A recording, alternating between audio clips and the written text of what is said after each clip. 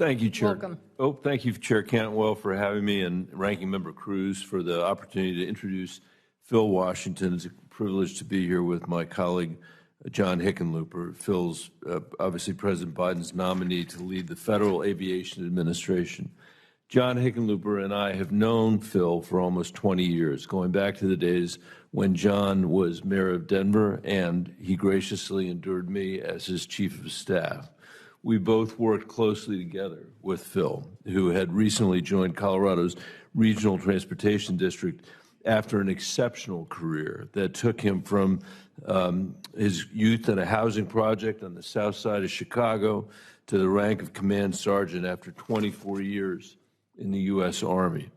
I believe Phil's son, Phil Washington Jr., is with us this morning. I thank him for making the trip to Washington. Thanks for sharing your dad with us so he can continue to serve Colorado and the country. Senator Hickenlooper has already offered an excellent overview of Phil's experience in Colorado's Regional Transportation District, L.A. County's Transportation Authority, and Denver's International Airport. So instead of taking you through that again, I want to share my observations about Phil's specific qualifications to lead the FAA at this critical juncture for the agency. As this committee appreciates more than most, the FAA has long set the global standard for airline safety, but recent incidents have shaken the public's confidence and undermined our global leadership. This is the perfect time for a leader like Phil Washington, who would bring a proven record for delivering results. He turned around RTD. He turned around transit in L.A. County. He's driving overdue change at DIA, and I have no doubt he would do the same at the FAA. I understand some members of this committee have argued Phil lacks direct experience in aviation. We just heard that argument. I'm surprised by that because, as we've heard, he currently is running the third busiest airport on planet Earth. He literally spends every day liaising with 25 airlines, managing over 30,000 employees and navigating local, state, and federal aviation policy. He's spearheading the most ambitious overhaul of that third busiest airport at DIA since Colorado first built the airport almost 30 years ago. I point out to the chairwoman that we're very proud that DIA is the youngest airport in America, but it's 30 years old. We need to build airports in this country again.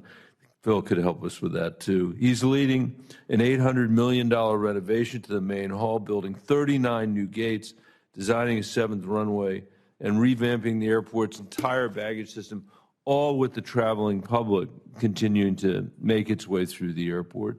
Phil was also instrumental in developing Vision 100, a strategic plan for DIA to prepare the airport to process 100 million passengers a year through an expanded workforce, infrastructure, and air service network.